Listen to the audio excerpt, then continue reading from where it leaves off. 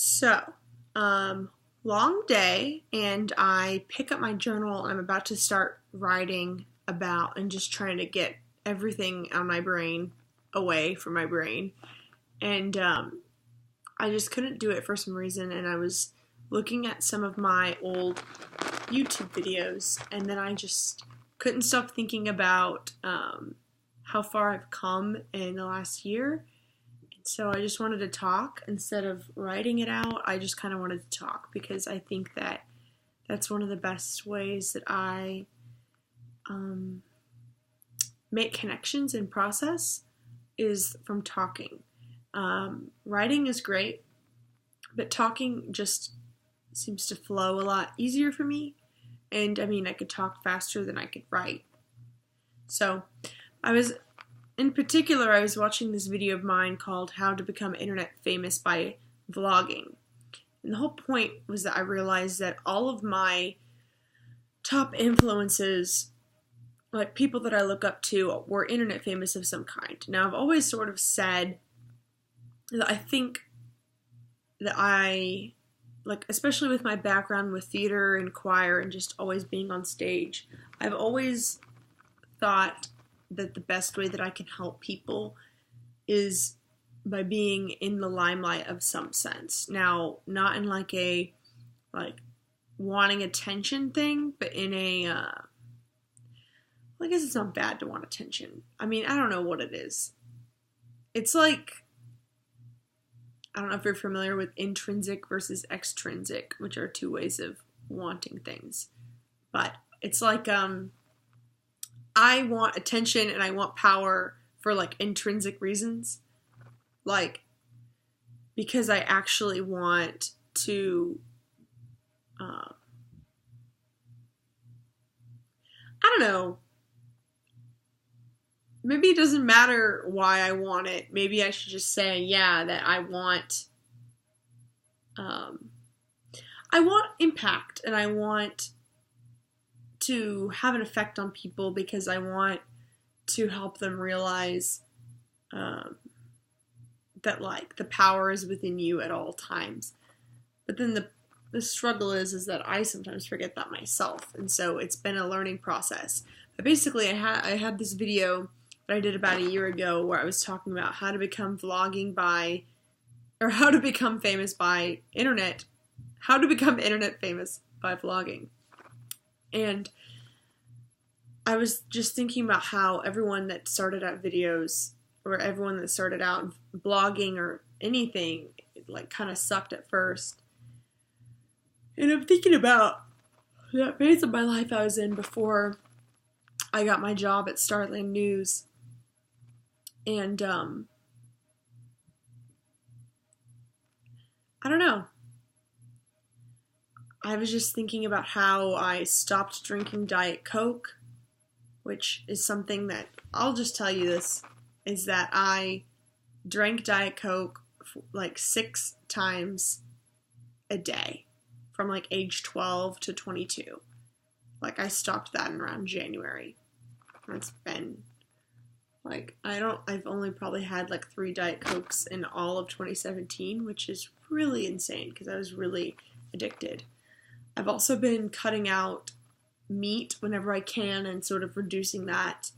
I've also gotten rid of a lot of my clothes. I've also gotten a lot better at budgeting. I know so many awesome people now from the Kansas City startup community in general. And, you know, before, like a year ago, I was so lost because I felt like I didn't have anyone around me to look up to, and I had very few people in my life that put my goals as a priority.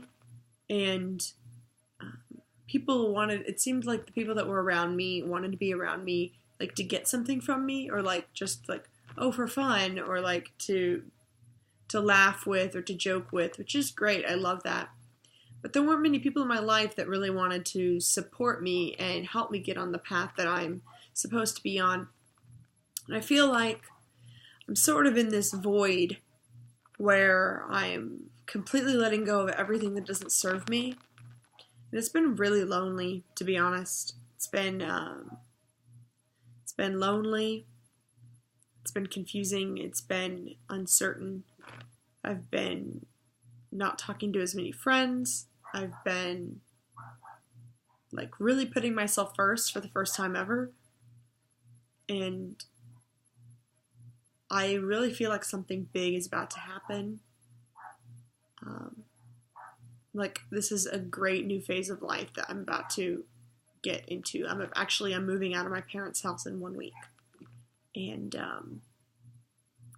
I'm approaching the 1 year anniversary of when I got my job. And I'm feeling like the world is just buzzing with opportunity. Like with friends, people I could meet, people that could understand me. I feel like I'm seeing so many people have jobs that I think are fucking awesome that I can see myself doing. I'm bumping shoulders with so many mentors. It's like I look at a year ago, I felt so alone, like I had no mentors, and now I feel like every week I meet like 5 people that could be a potential mentor for me. It's almost overwhelming. Like, I almost feel like I can't do all that I want to do, but I'm trying to just embrace the fact that the world is buzzing with opportunity for me right now. Another thing that's a huge difference between me right now and me last year was politics.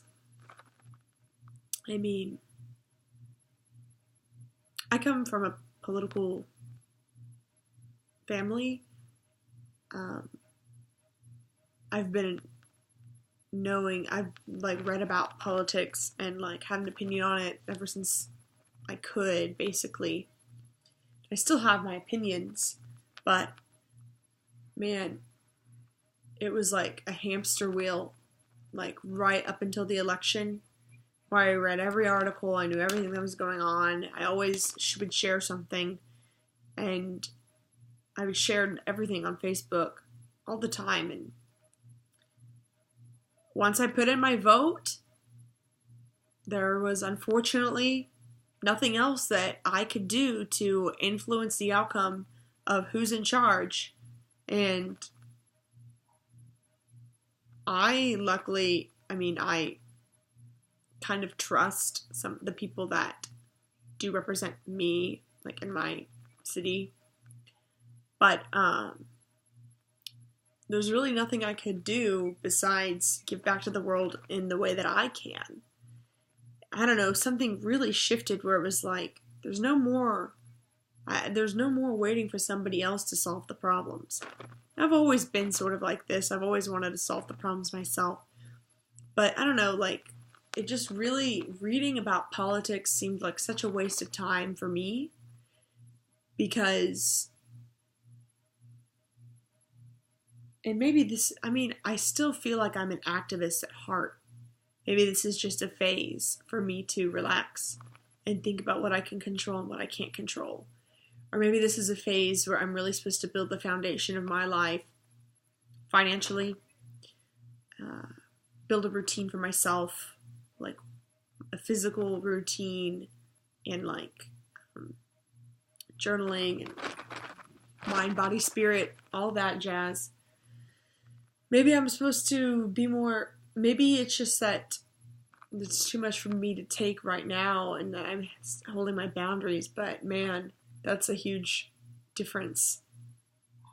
It really is amazing how much I can look back and just be in shock at like who I am now versus who I was then. And you know what? I'm proud to say that almost every single month I feel like that, where I look back and I can barely recognize myself from what I did the month before. And I think that it's stressful to live that way, but it also means I'm growing. I was actually thinking the other day, it just sort of popped into my head that if everything around you feels stale, then that's actually just a sign of growth. Now, right now I feel like things are buzzing with opportunity, but I mean, a few weeks back, everything felt kind of stale. It's almost like that's how things work. Like I was looking around, like I don't like any of my clothes. I don't feel like this is me. I don't like the food I'm eating. It doesn't make me feel full. It doesn't make me feel energized. You know, like that's just that's kind of how growth works, is that you have to let go and you have to let things die before something new can happen. And the letting things die part is really hard, and a lot of people don't do it. A lot of people cling on to the past and cling on to ideals. But you have to let something die in order for something to come in and replace it. So, even though I still am not where I want to be, I think that it's helpful for me, might be helpful for you, if you can sort of look back and think of all the things that you've done and be proud of yourself, because being patient's really hard. And, you know, even though I don't have anything really tangible I've literally done, I don't know. I still have learned something, and I still feel like I'm a different person, and so my capabilities are different, and like I'm being molded. And I used to have on my wall, write a poetry book before age 23, and gonna be 23 in a month, and I haven't really done it, but I thought of that idea like last August, and it's because I already had all the writing written from journals through college, and I knew the story arc I wanted to tell about the lessons that I learned about relationships, and it just sort of popped in my head while I was meditating one day, the title and what the book looks like, and I just saw it, and I saw myself flipping through it, and I'm like, I'm gonna make that book. So I wrote it on my wall, and I've had all these other project ideas come up before then, and I took it down because I didn't want it to pressure me, but the few times that I did try and work on poetry, I realized that I haven't really learned some of the lessons before I could share it. There's a lot of roadblocks that kept coming up, because, I mean, it was poetry that I wrote about, like feelings that I had like 3 years ago, 2 years ago, 1 year ago. Like, I was looking through it and I was just completely judging myself for like, I can't believe you felt that. You were so stupid. I just had like no sympathy for my for my previous self. And so, I don't know. I feel like I gotta get through that before I can put that out there. And there's maybe a lot of things that I have to get through in order to put things out there, but sometimes you can't always see the path that you're on because you're so focused on the end goal. And that's definitely something that I have trouble with, is that I see the person I'm supposed to be and the person I'm supposed to become, and every day I'm walking toward that, and I always forget to validate that, and I always forget to look back at those things. And I feel like I've always valued authenticity a ton. And I would always get really angry when people weren't authentic, and I'd take it really personally. But then I'm starting to realize the things about myself that weren't 100% authentic, that I was half-assing all along. We all do it. We all have things that we kind of do halfway because we're scared. And so, there's my rambling. I hope you enjoyed this video. If you would like for me to ever make any more rambling videos like this, or if you have any ideas, comment below.